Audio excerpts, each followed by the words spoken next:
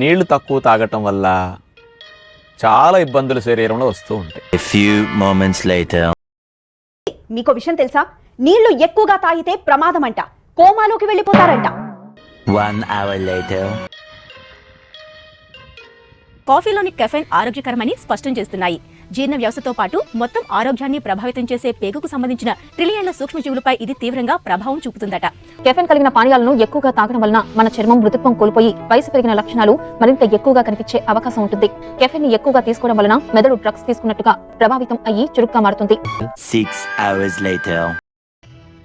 డాక్టర్లు కూడా ఈ మధ్య నైట్ టైం చపాతీలు తినడమే సజెస్ట్ చేయడంతో ఎక్కువ మంది దీనివైపే మొగ్గు చూపుతున్నారు. అన్నం కంటే చపాతీ శరీరానికి అధిక శక్తినిస్తుందని నిరూపితమైంది. చపాతీలు తినే వారిలో జీర్ణ సంబంధ సమస్యలు వస్తాయని తాజాగా అధ్యయనంలో తేలింది. గోధుమల కారణంగా కొన్ని సందర్భాల్లో అజీర్తి, తలనొప్పి, విరోచనాలు కూడా కలుగుతాయని గుర్తించారు.